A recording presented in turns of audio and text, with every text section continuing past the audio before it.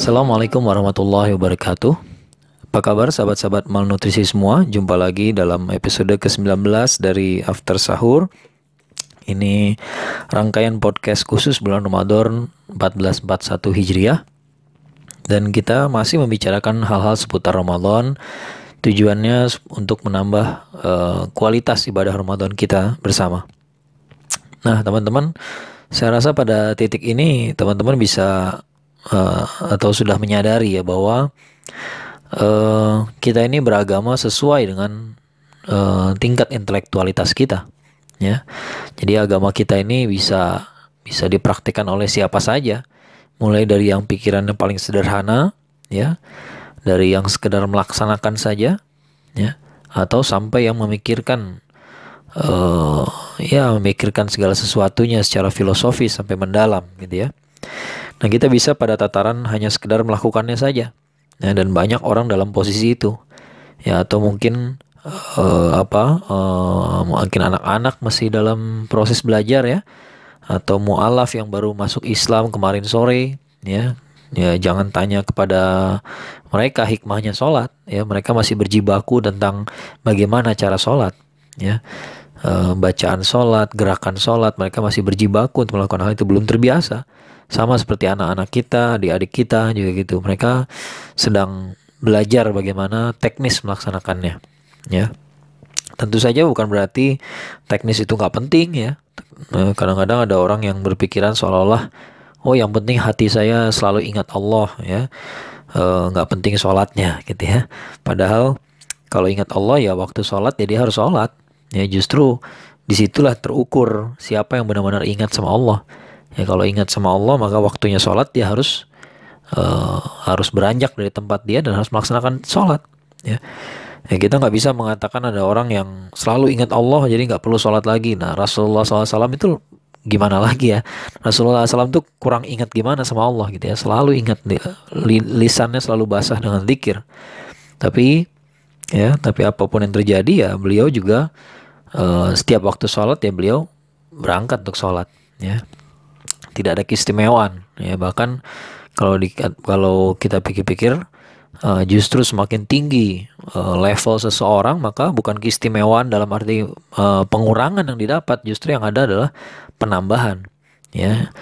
Jadi bagi seseorang misalnya seorang ulama yang besar gitu ya, sangat tidak wajar kalau misalnya di bulan Ramadan ini beliau kehilangan sholat tarawih misalnya, ya. Bagi orang awam itu biasa-biasa saja. Orang bisa aja mengatakan ya ini kan ibadah sunnah, kalau dikerjakan berpahala, kalau tidak maka tidak berdosa. Ya, itu benar juga. Ya, itulah bedanya. Memang agama kita ini bisa dikonsumsi atau bisa dipraktikkan oleh semua orang dari segala kalangan, ya. Dan itulah menariknya Islam, ya. Jadi bagi orang yang ingin melaksanakannya saja, ya, sekedar tidak batal saumnya, ya. Ini nggak selalu jelek ya, sekali lagi ya, nggak selalu bermakna jelek ya. Kalau dia memang baru mu'alaf atau baru anak-anak ya wajar kalau dia baru melaksanakan saja, ya. Saumnya sekedar tidak batal itu nggak salah, nggak salah, itu proses belajar. Justru yang kita kritisi di After Sahur ini dari sejak episode-episode awal adalah kalau udah bertahun-tahun kita saum Ramadan tapi masih dalam level pelaksanaan saja, ya, level melaksanakan saja, sekedar tidak batal saja, ya. Kalau cuman sampai segitu ya rugi sekali kita belasan tahun atau bahkan sudah puluhan tahun melaksanakan ibadah saum Ramadan, ya. Nah, teman-teman ada komentar yang menarik ya dari Rasulullah SAW. Ya, dalam beberapa hadisnya beliau membedakan antara alim dengan abid, ya. Antara orang yang ahli ilmu, mungkin kalau terjemahkan begitu ya, ahli ilmu dengan ahli ibadah, ya. Namanya ahli ibadah ya, jadi jangan salah ya, jangan salah kaprah. Ahli ibadah tuh bagus gitu ya.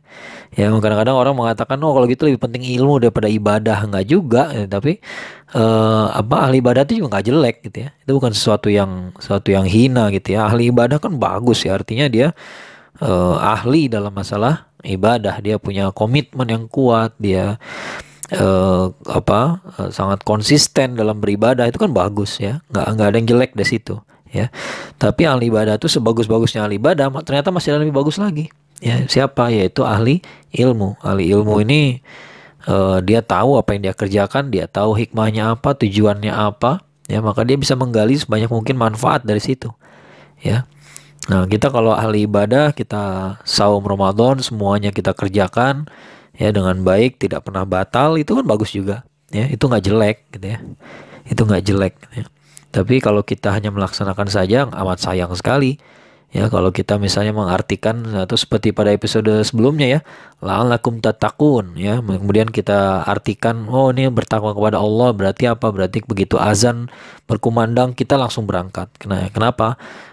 Takut sama Allah. Nah, itu kan bagus juga. Ya, itu nggak jelek ya. Tapi pada tingkatan yang lebih bagus lagi, kita memahami bahwa takut sama Allah itu terwujud dalam banyak banyak hal ya. Takut sama Allah itu termasuk juga takut kalau harus menzolimi makhluk-makhluknya, takut kalau harus berbuat tidak adil pada makhluk-makhluknya, takut kalau harus merusak ciptaannya, takut kalau harus menciptakan ketidakseimbangan di alam, kerusakan di alam, ya, takut kalau harus menciptakan polusi di dunia ini gitu ya. Nah, itu juga termasuk takwa kepada Allah ya. Nah, ini kan beda levelnya ya. Jadi kalau yang satu mungkin membacanya secara harfiah saja ya, la'allakum tattaqun ya, bertakwa kepada Allah ya. Jadi itulah artinya. Dan itu nggak salah ya, sama sekali nggak salah. Dan itu bagus juga. Ya, tapi ada yang lagi yang lebih bagus ya. Jadi jangankan dia berurusan langsung sama Allah, berurusan sama ciptaannya saja beliau mereka berhati-hati. Nah, ini ahli ilmu. Ya, orang ahli ilmu itu seperti itu ya. Dia memahami secara mendalam. Ya, secara mendalam. Itulah indahnya Islam. Ya, kalau menurut saya itulah indahnya Islam. Islam tuh bisa dipahami dengan cara yang sangat sederhana, ya, bisa dipahami oleh golongan masyarakat yang paling sederhana dengan logika yang paling sederhana, bisa dikerjakan dengan cara yang sangat sederhana, tapi bisa juga dikerjakan oleh atau dipahami secara mendalam oleh para cendekiawan ya, para profesor yang pastinya nggak akan puas dengan penjelasan yang sederhana saja gitu ya. Dan yang menariknya mau dipahami dengan cara yang cara yang sederhana maupun yang rumit, ujung-ujungnya hasilnya sama juga ya. Hasilnya sama juga ya. Sholat itu tetap wajib aja ya, tetap tidak berubah kewajibannya. Ya, tidak berubah apakah Anda seorang profesor atau seorang pelajar ya, atau seorang anak-anak ya sama aja ya. Seorang kanak-kanak ya sama juga, tetap aja sholat itu perlu dikerjakan ya. Nggak ada hasil kesimpulan bahwa sholat itu nggak perlu lagi. Kenapa? Karena saya udah pinter gitu ya. Nggak ada seperti itu ya. Ya, nggak mungkin seperti itu ya. Itulah menurut saya salah satu sisi di mana Islam ini kelihatan cantik gitu ya. Karena orang yang yang pemikirannya masih sederhana, dia bisa mengerjakan dengan baik juga dan dia bisa dapat pahala juga ya, pahalanya bagus gitu ya. Nah, kalau kita lihat Rasulullah SAW kalau memberikan penjelasan kepada para sahabat kan macam-macam ya. Ada yang dengan cara yang sangat ringkas, sederhana saja gitu ya. Ya, kadang-kadang ada sahabat yang bertanya, apa kewajiban saya? Ya, malah Rasulullah SAW menjelaskan kewajiban yang wajib-wajibnya ini, gitu ya. Lalu kata dia, kalau saya nggak mau nambahin lagi gimana? Ya, saya mau kerjaan yang ini aja. Maka kata Rasulullah SAW, ya kalau kamu kerjakan secara konsekuen, kamu masuk surga. Ya, itu kan sederhana ya. Jadi kita kalau mau mendapatkan yang mendapatkan kebaikan dari yang sederhana itu pun bisa. Ya, itu pun nggak salah, gitu ya. Tapi ya, saya rasa manusia nggak ada yang statis ya, nggak ada yang statis. Artinya apa? Gini loh, kalau teman-teman main bola ya, kalau teman-teman setiap hari ya meluangkan waktu 1 jam bersama bola sepak atau bola basket gitu ya. Ya, kalau yang bola sepak tuh bola ditendang-tendangin sendiri di lapangan gitu ya, atau bola basket gitu ya, pegang bola setiap 1 hari 1 jam jangan lempar bola ke arah ring gitu ya. Saya kok nggak percaya kalau Anda nih nggak tambah pinter. Ya, sulit saya untuk percaya kalau ada orang 1 jam sehari main basket lalu nggak bertambah skillnya. Ya, aneh gitu ya. Oke, cara shoot yang benar begini, dimulai dari kaki ya, diayun ke atas, loncat ya, kemudian diayun tangannya jadi jump shot gitu ya. Oke lah, itu cara shoot yang paling sederhana. Atau nggak sambil loncat misalnya dari free throw gitu ya. Tapi setelah setelah 2-3 hari, masa Anda nggak pengen mencoba cara shoot yang baru? Ya, masa Anda nggak pernah kepikiran untuk mencoba misalnya fade away gitu ya, balik balik badan langsung shoot ya, kayak Hakim Olajuwon dulu gitu ya. Masa nggak kepengen mencoba sama sekali gitu ya. Ya, apalagi kalau sudah mulai mencoba main bersama teman-teman gitu ya. Masa kita akan terus shoot dengan cara yang sama di titik yang sama? Saya rasa nggak mungkin juga. Ya, nah sama seperti itu juga ibadah ini kita kerjain terus tiap hari gitu ya, secara konsisten ya kita kerjakan. Nanti muncul masalah-masalah berikutnya ya, mungkin bukan masalah ya, mungkin muncul pemikiran-pemikiran berikutnya ya, kayak misalnya kita udah tahu nih cara sujud yang benar ya, cara sujud yang benar, lalu lama-lama kita mulai merasakan oh nikmat sujud ya, nikmat. Terus kemudian suatu hari kita baca, oh ternyata kita nih kalau dalam sujud boleh menambah doa karena kita dalam posisi yang paling dekat dengan Allah Subhanahu wa taala. Oh, pantesan kemarin tuh nikmat banget ya. Nah, kalau udah tahu kayak begitu, masa sih nggak pernah kepengen nyoba gitu sekali-sekali nambahin doanya gitu ya. Ya, atau sekali-sekali pengen nyobain doa yang berbeda ya. Mungkin biasanya menggunakan doa yang standar diajarkan di sekolah ya, subhana rabbiyal a'la wa bihamdi misalnya gitu ya. Suatu hari buka-buka buku-buku fikih, tiba-tiba menemukan doa-doa yang lain ya, kan ada berapa versi itu ya, ada banyak sekali. Dan dalam sujud itu memang kita boleh nambah doa. Jadi kalau mau nambah doa untuk orang tua, doa untuk anak dan sebagainya, boleh-boleh aja ya, doa minta ilmu sebagainya gitu ya, nggak dilarang. Masa kita nggak tergoda sekali-sekali gitu ya. Ya mungkin sahabat yang tadi bertanya bahwa saya maunya yang wajib-wajib aja gitu ya, itu kan pertanyaan dia pada saat itu ya. Saya kok cukup yakin bahwa setelah beliau udah lama mengerjakan yang wajib-wajib, lama-lama pengen juga ngerjain yang lain gitu ya. Akhirnya tahu, oh ada ya sholat untuk meneguhkan hati atau untuk mengajukan pertanyaan kepada Allah, minta dipilihkan sesuatu ya, namanya sholat sunnah yang tujuannya untuk meneguhkan hati. Ternyata ada gitu namanya istikharah gitu ya. Ternyata ada ya doa sholat yang sebagai penutup di malam hari, namanya sholat witir ya. Sholat witir ini ternyata nggak perlu tidur dulu, bisa langsung ya, dikerjakan sebelum tidur seperti yang dilakukan oleh Abu Hurairah radhiyallahu anhu misalnya gitu ya. Bisa kayak begitu nih, ini mudah nih saya kerjakan gitu ya, bisa dong saya tambahin 3 rakaat gitu ya sebelum tidur ya. Ya gitu. Jadi untuk bangun sepertiga malam terakhir mungkin agak susah, tapi kalau kerjain sebelum tidur 3 rakaat mah cincai lah gitu ya. Nah, lama-lama kan penasaran juga gitu ya. Lama-lama penasaran juga, pingin naik. Saya rasa nggak ada orang yang nggak pengen naik level gitu ya. Pasti pengen naik level, pasti pengen menambah lagi. Nah dari situlah maka kemudian ilmunya bertambah ya. Maka disitulah dia beranjak dari yang tadinya ahli ibadah saja, kemudian bisa menjadi ahli ilmu, bisa menjadi ahli ilmu kalau dia betul-betul mencari, kalau dia betul-betul mempelajari gitu ya.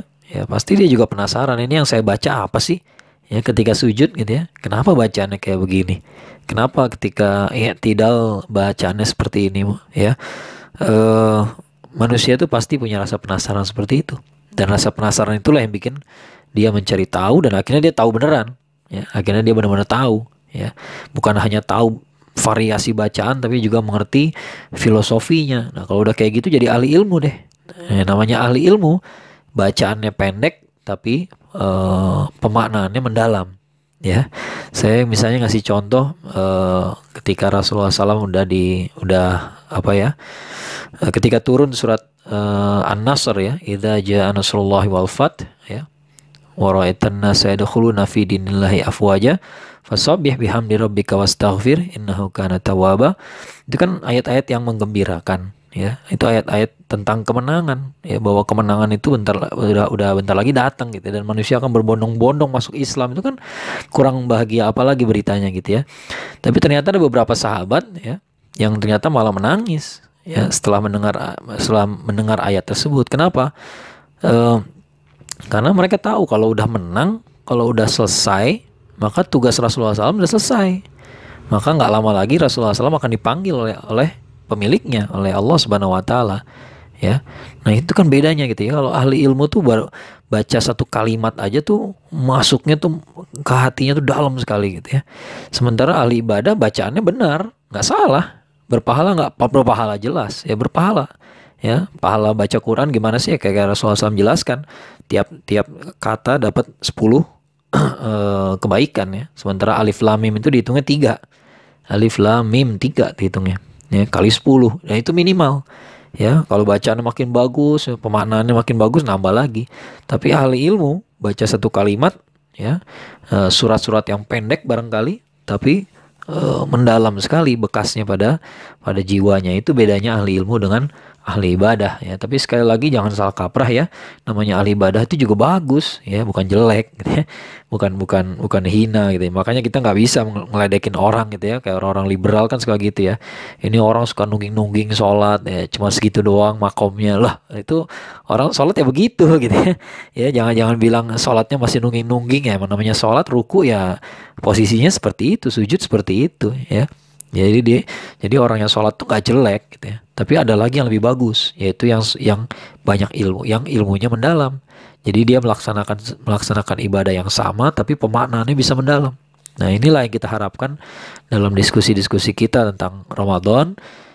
Kalau sekedar melaksanakan saumnya, insya Allah udah pada khatam semua lah ya, udah beres lah gitu ya. Cuma kita pengen menambah pemaknaan kita, karena kita nggak nyaman berada dalam posisi yang paling rendah, terus bisa dikatakan paling rendah gitu ya, terus menerus hanya sebagai pelaksana teknis saja, hanya mampu melaksanakan secara teknis saja gitu ya, hanya sekedar bisa melaksanakan. Kita ingin menjadi ahli ilmu ya, supaya apa yang kita laksanakan betul-betul berbekas pada jiwa kita dan betul-betul berlipat ganda kebaikannya ya. Sampai jumpa pada episode after sahur berikutnya. Bila taufiq hidayah. Assalamualaikum warahmatullahi wabarakatuh.